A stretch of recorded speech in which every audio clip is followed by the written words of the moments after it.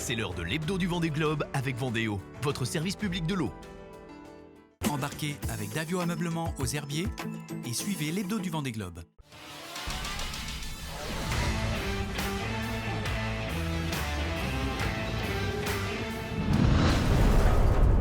Les albatros en vue, le signe que la flotte a bel et bien fait son entrée dans le Grand Sud. En ce 23e jour de course, ils sont désormais 13, soit un tiers des skippers toujours en course, à avoir franchi le cap de Bonne-Espérance, premier des 3 grands caps du Vendée Globe. La tête de flotte est désormais dans l'océan Indien. Johan Richomme, un temps leader ce week-end, c'est finalement Charlie Dalin sur Massif qui a repris les commandes dans la nuit de dimanche à lundi. Complété par Sébastien Simon, actuel deuxième sur Groupe du Breuil, le trio poursuit sa route vers l'est avec des allures autour des 20 nœuds de moyenne. Le paquet de 3, là, on est quand même dans une situation intéressante. On va avoir un peu d'avance sur les autres. Après, il y a cette grosse tempête qui arrive. Là. Enfin, déjà, il y a toutes les zones de transition avant la grosse tempête. À voir comment elle se passe vraiment. Et après, la tempête, quoi. On va pas forcément la prendre au même endroit. Il y a des enjeux qui peuvent être un peu différents. Et d'ailleurs, je vois qu'il y a une petite différence de route avec Massif Santé Prévoyance et Groupe du Breuil, là. Les îles Marion et Prince-Édouard laissées au sud, l'enjeu est désormais de continuer à avancer entre les zones de molle et les conditions soutenues en approche. En milieu de semaine, les leaders vont en effet devoir négocier l'arrivée d'une dépression australe qui ne va cesser de prendre de l'ampleur dans les prochains jours. On voit ici, là, derrière nous, la dépression qui est en train de se creuser et qui va progresser vers l'est tout en se renforçant. Et les modèles ne sont pas exactement calés sur la trajectoire ni la force de la dépression, mais voilà, j'essaie d'être le plus prévoyant possible par rapport à ça et de faire la trajectoire la plus intelligente ou la moins idiote. Les premiers choix opérés laissent à penser que la tête de flotte penche pour une option plus au nord. Pour l'heure, cette dépression reste installée au sud du continent africain. Jonché entre le groupe de tête et l'arrière de la flotte, un groupe de 9 skippers emmenés par Samantha Davis sur Initiative Cœur s'apprête à passer ses prochaines heures le cap de Bonne-Espérance et à négocier le fameux courant des aiguilles. Le début est toujours difficile parce qu'il y a le courant d'Agoulas, donc la mer est vraiment difficile et le bateau avance pas volontairement avec cet état de mer. C'est le mois de décembre qui commence aujourd'hui, avec cette semaine qui est le vrai Vendée Globe, entre guillemets. On est dans le vif du sujet. En arrière de la flotte où les skippers surfent sur une autre dépression, cette entame de 4e semaine de course a aussi été marquée par de nombreux empannages, l'objectif étant de préparer les conditions plus soutenues à venir en continuant de ménager leur monture. Moi, mon objectif, c'est vraiment de terminer le tour du monde, donc ça m'arrive de vraiment me dire non, là c'est important d'affaler plutôt que d'aller attaquer ou quoi. Enfin, je suis mon intuition et du coup j'ai beaucoup préservé mon bateau, donc là j'ai toujours 100% du potentiel de mon bateau, donc ça me permet d'être dans le match, je pense. Au classement de ce lundi 2 décembre, Charlie Dalin sur Massif occupe toujours la première place devant Sébastien Simon et Johan Richomme. Nicolas Luneven sur Holcim PRB et Yannick Bestaven sur Maître Coq, qui ont tous les deux mis le cap plus au nord, sont respectivement 6 et 7e. Le groupe de 9 poursuivants qui a entamé pour une partie son passage dans l'océan Indien est fermé par Damien Seguin sur Groupe Apicil en 18e position. Derrière, le gros paquet de la flotte est toujours guidé par Jean Lecam, 20e à bord de Tout commence en Finistère Armor Luxe. Moins de 170 000 nautiques séparent l'Imoca Prismian de l'italien Giancarlo Pedote, 21e de celui d'Éric Bellion, 29e sur Stand As One. Après un week-end qui avait démarré par un blackout total à bord de MS Ameline, Konrad Coleman en 31e position fêtait ce lundi son 41e anniversaire. Enfin, en 39e et dernière place, à près de 4200 milles du leader Charlie Dalin, le Hongrois Szabolcs Vörös a franchi la latitude de Salvador de Bahia dans la journée de ce lundi. Installé dans l'océan Indien, le trio de tête de cette 10e édition du Vendée Globe reste toujours inchangé mais se distingue par les options choisies. Toujours leader, Charlie Dalin sur Massif est suivi de près par son dauphin Sébastien Simon, cap vers le nord-est pour quitter cette zone au plus vite avant l'arrivée de la dépression australe. Tous les deux profitaient temporairement ce mardi de conditions plus clémentes. Ouais, c'est clair qu'il y a du vent qui arrive. J'appréhende un peu ce moment. Il n'y a pas trop d'échappatoire en fait. Dans tous les cas, on va subir la dépression et je regardais les vagues ce matin aussi, ça va jusqu'à 9 mètres suivant certains modèles. Je pense qu'on va faire le dos rond à bord de Groupe du Breuil pour essayer de passer ce moment délicat. Les skippers du premier groupe voient en effet se rapprocher de leur position, la dépression australe qui atteindra leur position au cours des 48 prochaines heures. Toujours en troisième position, Johan Richomme a lui entrepris une route plus septentrionale depuis lundi soir. Le skipper de Paprec-Arkea tente ainsi de se placer devant la dépression pour s'éloigner de sa partie la plus violente. Une trajectoire également initiée par Jérémy Bayou sur Charal et Nicolas Lunven à bord d'Holcim PRB ces dernières 24 heures. Sur le papier, on va dire que c'est pas forcément une route gagnante, hein. C'est plutôt une route où on échappe à la dépression, mais au moins, je voulais pas me retrouver dans une situation où je subis. On va quand même essayer de naviguer dans des conditions qui seront certes engagées, mais qui seront, je l'espère, maniables et qui permettent de faire avancer à peu près correctement le bateau.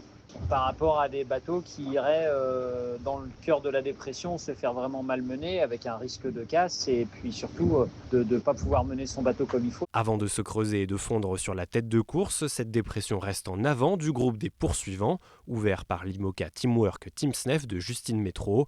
Actuellement dans une zone de transition, ce groupe de 9 skippers a découvert ces dernières heures l'accueil que lui réservait l'océan Indien et le courant des Aiguilles dans des conditions très changeantes. On est en plein dans le courant des Aiguilles, donc la mer elle est vraiment atroce.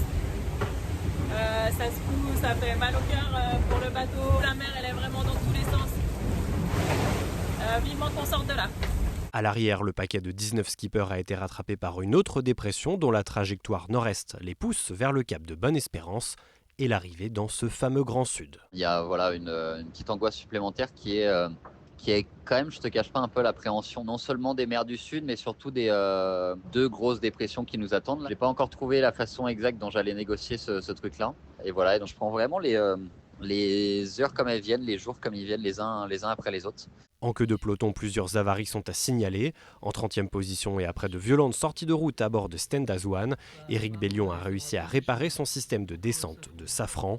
La plus grosse alerte est quant à elle survenue sur l'IMOCA coup de pouce du Sablé Manuel Cousin il y a 48 heures. J'avoue que j'ai bien cru que ma course s'arrêtait là. J'ai vraiment eu la trouille, j'étais à l'intérieur, le bateau, j'étais à 15 nœuds à peu près.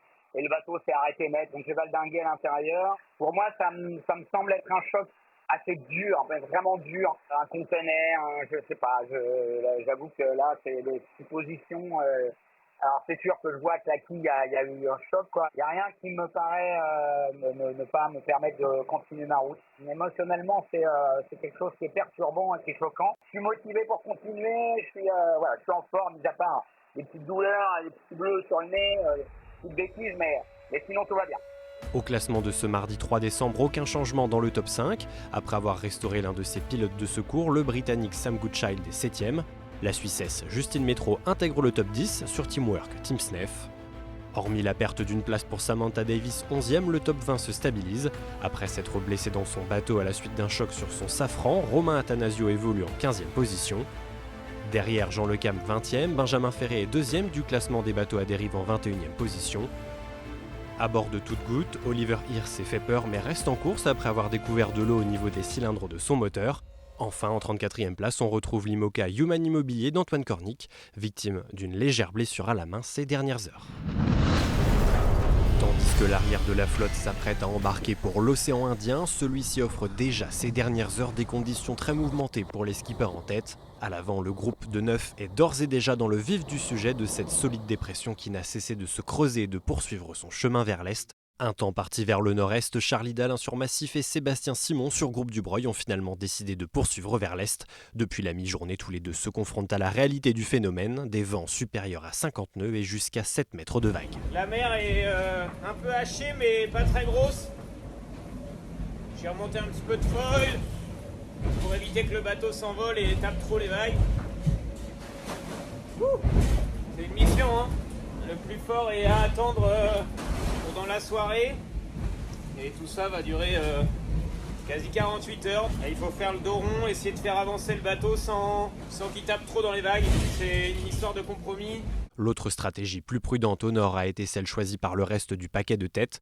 Les 7 skippers emmenés par Johan Richomme, 3e, abordaient eux aussi des conditions soutenues mais jugées plus maniables. J'arrive pas à savoir quoi penser de l'option sud. J'ai l'impression qu'ils vont pas s'en sortir si mal que ça au final, que le scénario est plutôt en train de bien tourner pour eux. Donc forcément, je peux nourrir une part de regret, quoi. Après, c'est pareil, c'est des trucs où tu prends ta décision avec les éléments que tu as au moment que tu l'as. Et il faut pas que j'évalue La stratégie, on verra à la fin, ce sera plus simple. À l'arrière de la flotte, le paquet de 20 skippers qui se préparent à passer le cap de Bonne-Espérance se retrouve éparpillé entre deux dépressions. Là aussi, les conditions se sont corsées et tous prennent leurs précautions pour cette entrée dans les mers plus chaotiques des 40e rugissants. J'ai pris le parti de ralentir depuis 24 heures pour me positionner dans son nord, pour pas avoir trop de vent. Bon, de la mer, j'en aurai, mais en tout cas, pour pas avoir trop de vent, pour une première dépression australe. C'est toujours un peu flippant de rentrer dans le sud. Et donc après cette dépression, si tout se passe bien, après il y a une porte qui est assez ouverte pour naviguer bien et dans le bon sens pendant quelques jours. Donc je suis plutôt serein. Le milieu de la flotte se retrouve également scindé, toujours emmené par Justine Métro en 10e position. Le groupe navigue dans une zone où la météo reste très instable. J'ai du mal à tenir mes routages. Je suis un peu en train d'essayer de modifier mes polaires de vitesse parce qu'il y a plein de moments où j'arrive à les tenir et des moments où j'arrive pas du tout. Le maître mot, c'est garder son calme, accepter l'instabilité de la météo et accepter qu'il y a des coups où on a un peu de chance, des coups où on en a un peu moins et rester un peu à l'affût, faire des routages, faire beaucoup de météo mais pas trop les croire non plus, c'est ça qui est difficile. Aux dernières vacations, nombre de skippers confient leur appréhension face aux conditions subies et celles en approche. Si les visages apparaissent désormais plus marqués, le positivisme reste de mise face aux gros morceaux à venir. La mer est terriblement dure, le bateau en fourne, c'est très compliqué.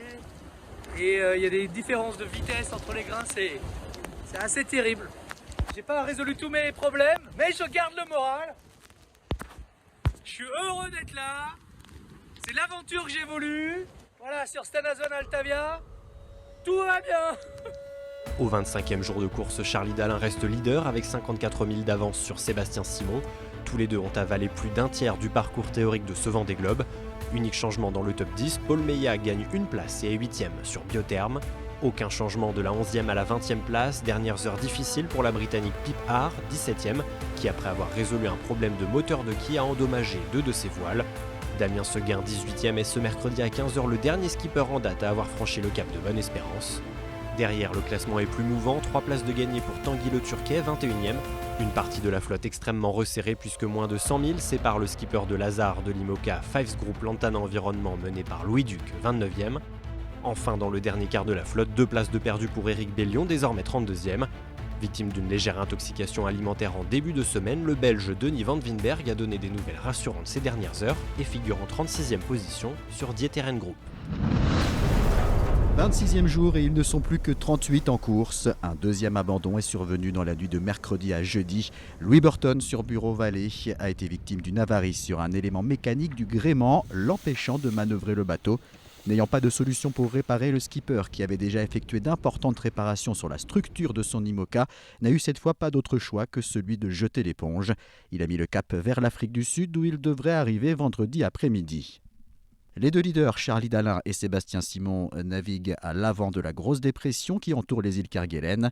Leur objectif est de se faire rattraper le plus tard possible et de continuer à creuser l'écart. Pour l'instant, tout va bien. Et voilà, faut que ça dure encore plus de 24 heures là. Je cavale. Je sais que chaque mètre gagné vers l'est, c'est un petit peu moins de mer et un petit peu moins de vent quand je me ferai rattraper. Donc voilà, je fais la course avec la dépression. Derrière, ils sont 7 poursuivants à contourner cette dépression par son nord, mais dans des conditions qui restent très musclées. Là, on est un peu au milieu du plus grand de la mer. Il y a un peu moins de vent, il y a 25-30 nœuds. La reine est dense, on va bien. On trouve ensuite 2 groupes de 4. Le premier est composé de Justine Métro, Boris Herman, Clarisse Kremer et Samantha Davis. La mer est encore dégueulasse. Ça tape assez fort. Donc j'essaie de trouver une vitesse qui est raisonnable vu les conditions de la mer. Un peu plus loin, Benjamin Dutreux, Romain Athanasio, Pip Haar et Damien Seguin sont eux aussi secoués par cet océan Indien toujours aussi hostile. Là c'est bien le bordel là. J'essaie de protéger le bateau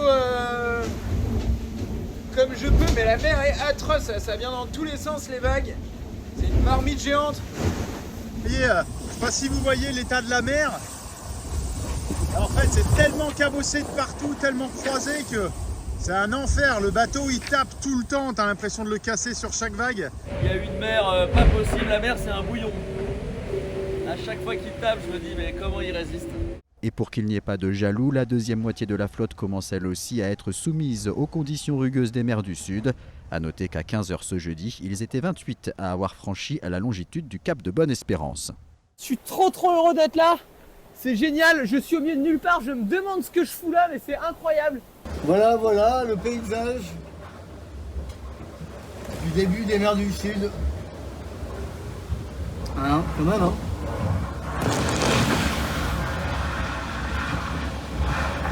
Au classement de 15h ce jeudi, Charlie Dalin était donc toujours en tête avec 88 000 d'avance sur Sébastien Simon. Jérémy Bayou 5e pointe à 697 000, Yannick Bestaven 9e à 828 000. Un peu plus loin, le groupe de Justine Métro, Boris Herman, Samantha Davis et Clarisse Kremer comptent entre 1300 et 1400 000 de retard. 18e place pour Isabelle Joschke à un peu plus de 2200 000 du leader. 23e position pour Violette d'Orange sur Devenir, à un peu plus de 2330 000 de Charlie Dalin. Arnaud Boissière est 26e, Sébastien Marseille 28e. Plusieurs skippers sont sur le point de franchir le cap de Bonne-Espérance, comme Éric Bellion, 31e, ou encore Antoine Cornic, 33e. À l'arrière de la flotte, on trouve le chinois Jin Kun-chu et le hongrois Szabolcs Vörös à 4600 000 de la tête de course. 27e jour de course et la flotte du Vendée Globe s'étale désormais sur près de 5000 milles nautiques. À l'avant, le long de la zone des glaces, Charlie Dalin a parfaitement négocié la grosse dépression devant laquelle il naviguait ces derniers jours. Il a pu creuser l'écart sur son premier poursuivant, Sébastien Simon. J'essaie d'être précautionneux du bateau, ce qui m'a quand même poussé à ralentir un peu et ce qui est assez frustrant de voir Charlie partir, mais bon, le plan il était là et je le respecte. Du coup, je me suis fait un peu bouffer par l'œil de la dépression qui m'a bloqué dans une molle pendant 1h30, 2 heures. C'était très étonnant. Voilà, ça m'a fait perdre pas mal de temps, mais bon, c'est pas très grave. Beaucoup plus au nord, les poursuivants sont désormais derrière la dépression et dans des conditions difficiles. Si le vent est moins fort, il est beaucoup plus instable et la mer est particulièrement inhospitalière avec des vagues allant jusqu'à 7 mètres. C'est vrai que c'est pas facile de faire avancer ces bateaux-là dans de la mer. C'est à l'arrêt, et quand ça démarre très très fort. Et moi, je sais que ça va s'arrêter, donc pas simple. Pour faire avancer le bateau dans ces conditions-là, c'est impossible. Ça sert à rien de mettre plus de toile parce que c'est pour aller planter dans la vague de devant à chaque fois. Ça sert à rien. Faut, je pense, attendre un peu que la mer se calme pour pouvoir refaire du bateau à voile et plutôt que de faire du bouchon. Là. Je me suis mis vraiment là où je pensais que c'était safe et tout. Et là, les autres derrière, ils vont couper le fromage, évidemment. Devant, Charlie, s'il passe, il va nous coller 1000. Honnêtement, je pensais que c'était la bonne option et ça se révèle en tout cas un truc d'enfer. C'est l'enfer. Ceux qui vont couper le fromage, ce sont les skippers situés à partir de la 10e place, à savoir Justine Métro, Boris Herman, Clarisse Kremer et Samantha Davis. Ce sera sans doute le cas aussi pour les suivants. Un peu plus loin, le cap de Bonne-Espérance tout juste passé, un groupe d'une dizaine de bateaux, emmenés par Tanguy Le Turquet, Jean Le Cam ou encore Isabelle Joschke, évolue au nord d'une autre grosse dépression. Certains naviguent très proches les uns des autres. Il y a Sam Marseille, il y a Benjamin Ferré, il y a Violette, il y a John Carlo. On n'a pas perdu de terrain sur les autres, on a voire gagné un tout petit peu, donc c'est pas mal. L'enjeu dans les prochains jours, c'est de sortir de cette dépression, d'aller le plus vite possible dans la traîne, mais sans casser encore une fois. Ça fait un petit moment que j'ai réalisé, ça y est, que je suis partie pour le tour du monde et que ça y est, j'ai déjà réalisé. Mais ce qui est bien, c'est que maintenant que j'ai passé ce cap, et surtout c'est le début de cette dep, mon regard il se tourne vers ce qui va nous arriver jusqu'à l'Australie. Et du coup, c'est trop chouette, j'ai l'impression de bien avancer parce que je fais des routages qui vont jusqu'à l'Australie maintenant. Classement de 15h ce vendredi, le leader Charlie Dalin a accentué son avance en repoussant Sébastien Simon à plus de 200 000. Aucun changement dans le top 10. Justine Métro 10e compte un peu moins de 1400 000 de retard. 12e place pour Clarisse Kremer qui va devoir gérer un problème avec un vérin de foil quand les conditions le permettront. À partir de la 17e place occupée par Damien Seguin, l'écart avec le leader dépasse les 2000 milles. Le japonais Kojiro Shiraishi, actuellement 29e, a rencontré un problème avec sa grand voile et fait route vers le nord-est afin d'avoir de meilleures conditions pour réparer. En fin de classement, pas de changement non plus avec en 38e position le Hongrois Szabolcs Vörös, désormais à plus de 5000 milles. On va se remettre au chaud, hein. Je vais me faire un petit thé, moi.